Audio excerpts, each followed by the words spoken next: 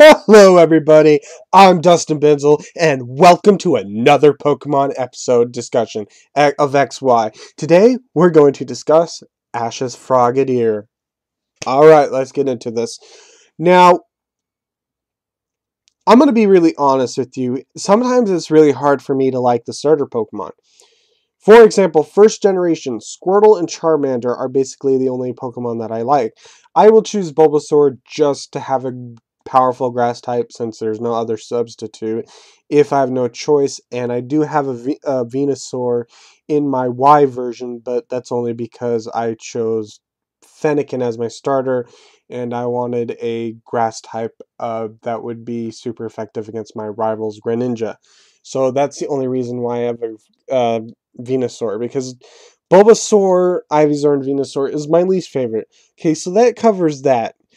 Second generation, I pretty much liked all of them. Chikorita, Bayleaf, Meganium, whatever. You know what I'm talking about. Totodile, Crocodile, Feraligatr, Cyndaquil, Quilava, Typhlosion. Those were all great. Third generation, Torchic and Trico, don't care about Mudkip. Fourth generation, Infernape, Torterra, don't care about Empoleon.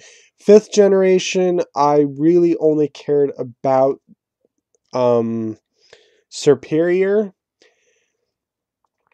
I liked Samurai. Emboar was basically a boring choice because it was the third firefighting Pokemon and whatever. Anyway, but fifth generation is very unique. Now, I have my favorites in fifth gen, but when fifth gen, or sorry, when sixth gen revealed their starter Pokemon, I was amazed.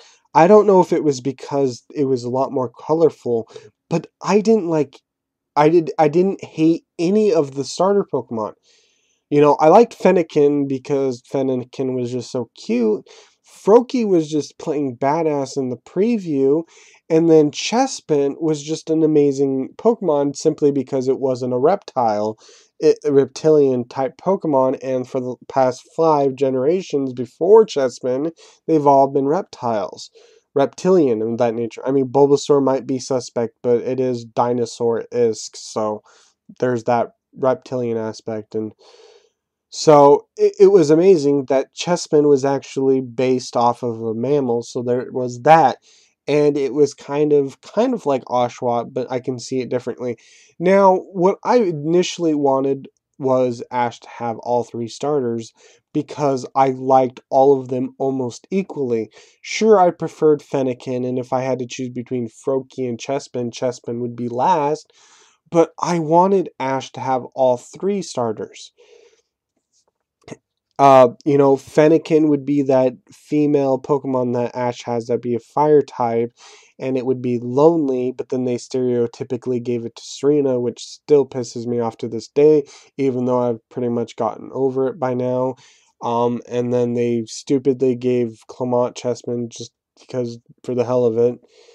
Although that is ironic, and I will discuss that when I discuss Clement's Chespin in another video. But this is about Ash's Frogadier. Now, I have to be honest here. If Ash was only going to get one, I definitely would have been okay with Ash just getting Froakie.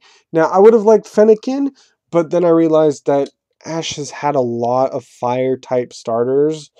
I mean, yes, there was the Torkoal break, but the only other starters that Ash had that so much was the grass starters, and we didn't want 6, but, so because Ash had Corphish in 3rd generation, and Weasel in 4th generation, it made sense to give Ash Froakie. And Froakie was a great Pokemon. I had nothing wrong with Froakie. Initially, what I wanted Froakie to be was this cocky Pokemon that acted like it was superior to everything, and it kept losing to bigger and more powerful opponents to give it sort of a comic relief sort of thing so it could overcome. But when they introduced Ash's Froakie to the mix, I realized that they actually did come up with a better personality for Froakie than me. Mine was if Froakie had to be comic relief in some nature that could be overcome, that maybe it could still be humorous in some way, but be a better Oshawott, since they totally failed Oshawott completely. But, then I realized that Ash's Froakie's personality is absolutely perfect. I mean, I wouldn't exactly say it's prideful, but it really does have its own perspective of things, because it didn't like any of the other trainers that it was with, because Froakie was one of Sycamore's Pokemon to give to trainers, and it didn't really like any of the Pokemon. Froakie deemed them unworthy for the most part, and so it was up until Ash got Froakie that Froakie decided, hey, Ash, yay, I want to be with Ash. So there was that aspect. So let's quickly talk about Froakie's move. Now, I don't have any problem with Froakie's moves right now, or Frogadier, I should say. When Froakie happened in the beginning, it had Pound, Bubble, Water Pulse. And the great thing about Water Pulse is that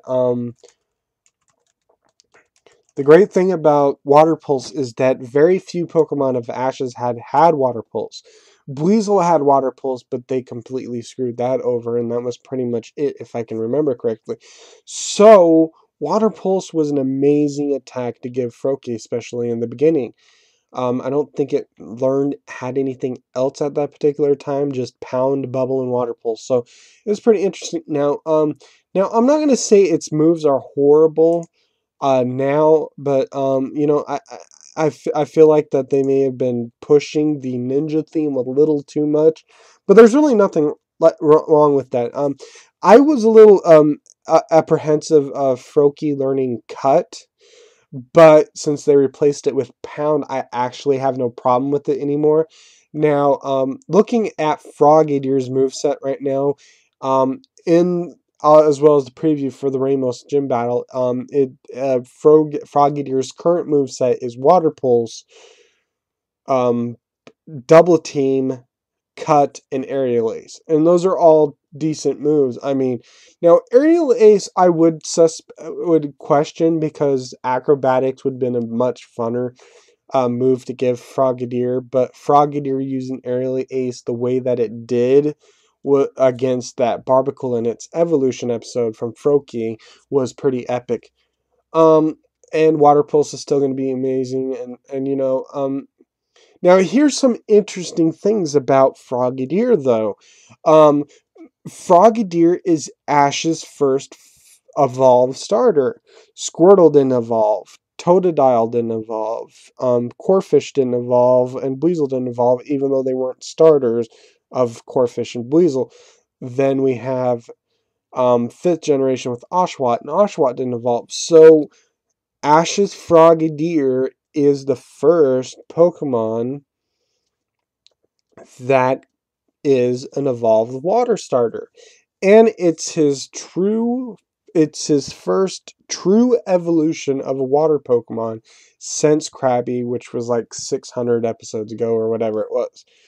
So, like I said, I don't have any problems with it, and I'm kind of hoping that and I really do expect Frogadier to fully evolve into Greninja, and here's why. They evolved Froakie into Frogadier before the 4th gym. Now, that is very rare to actually see. I mean, it could be the result of pacing, since we're almost done with 4th gen, or gym, and we're going on to the 5th gym with Clement. Now, but the thing is, almost every other series, the Pokemon always evolved after the 4th or 5th gym, or sometime around there. In 1st generation, Charmander didn't evolve until right before Blaine, when it quickly evolved into Charizard, because Koga was the 6th gym leader and Ash used Charmander against Golbat, if you remember correctly. So there was that aspect of Charmander. Now, Chikorita evolved before the 5th gym, but it was still after the 4th gym that Chikorita evolved. Now, I wouldn't exactly count the Johto region, because nothing evolved except Chikorita, but it still waited until after the battle with Whitney before it evolved, and Morty was the 4th gem, and Chikorita evolved like shortly right after that, I believe.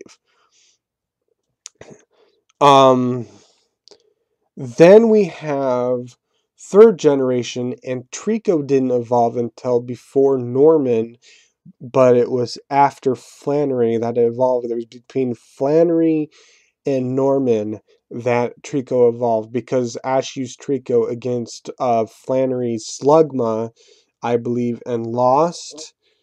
If I'm not mistaken, I think it was a Slugma. It could have been a Torkoal. I'm not really sure, but I know Trico lost that battle.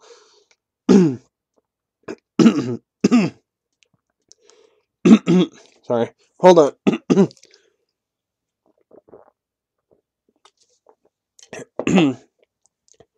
So, yeah.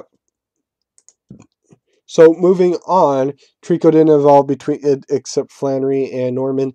And then we have 4th generation, where Turtwig didn't evolve, and Turtwig was Ash's first starter that evolved in 4th generation. Turtwig didn't evolve until right before the 5th gym, but after Crash or Wake. And then we have 6th generation, where Tepig didn't evolve into Pignite until before Bryson, but after Skyla. And Skyla was the 6th gym battle. So Frogadier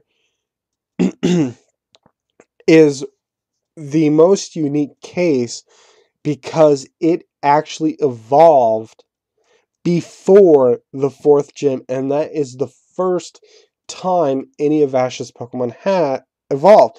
Now, I realize that episode-wise that doesn't really mean much, because Charmander, if I'm not mistaken, evolved in like the 30th or 40th episode of Pokemon anime discussion, or Pokemon anime series, if I'm not mistaken. But it was right after Koga, and it was the pacing. So I realized that even though Frogadier didn't evolve until the 50th episode or 52nd episode,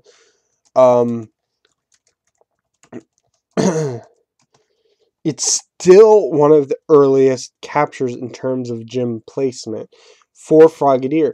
So for me, that means for a fact, yeah, it was the 43rd episode that Charmander evolved.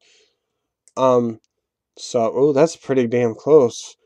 So, yeah, that's really close to when Charmander evolved in the original series. So, so it's unique that Frogadier evolved so early. Now, and I believe that's because Greninja is going to happen before the league. You know, Ash is going to be going to have a very powerful team this generation. I don't know what is 6th generation, but right now, Ash with Talonflame, Greninja, Goodra, Hawlucha, and Pikachu, and whatever is 6th is going to be very strong in comparison to any of his other generational Pokemon, and it's going to be very powerful, and he's going to be a top contender. Now, Ash still has yet to capture that 6th Pokemon, and I feel like it's going to be a Pokemon that will not evolve, or it might evolve, but I expect it to be Fantup. It won't necessarily be Fantup. That's just my preferred choice. But like I said, I fully expect Frogadier to evolve really quickly. Now, with Goodra being confirmed and Talonflame being likely, maybe Greninja might not happen, but I really would have to question that, because why evolve Froakie when Froakie basically didn't really do very much in comparison to the other starters that have evolved? Froakie was used very sparingly, except for focus episodes. I mean, it was only used against Grant and the gym leader, and yet by the next gym at battles, it's a Frogadier. So, gym-wise, Froakie didn't get a whole lot before it evolved, but it evolved, so I have to believe that means that Frogadier is going to evolve into Greninja, and it makes sense. It would develop it more. Now, the only reason why anyone would want to have any problems with that and belief that Frogadier will evolve into Greninja is because of Senpai. But due to the fact that Froakie actually evolved into Frogadier, I have a feeling Senpai really doesn't matter, and that Ash can go ahead and further evolve Frogadier into Greninja. So I eagerly hope and wait for when it happens. So that pretty much covers this. The next episode, likely after I upload all these discussions on Ash's Pokemon, is I'm going to do a bigger episode discussion of Serena and Clement's Pokemon. You know, but it actually might be shorter because they don't have as many Pokemon as Ash. Well, in combination with each other, they're pretty much even with Ash, so expect it to probably be about 30 episodes, or 30 minutes. You know, so this covers Frogadier. So I'm not gonna do one for Pikachu because there's really no point, because I don't really care for Pikachu, and Pikachu is always around. You can make your own opinion of Pikachu, and if you really want me to, and I probably will anyway, I'll do a Pikachu discussion later. So right now this covers Ash's Pokemon, especially his 6th gen only Pokemon. So I will see you in the next video. Goodbye.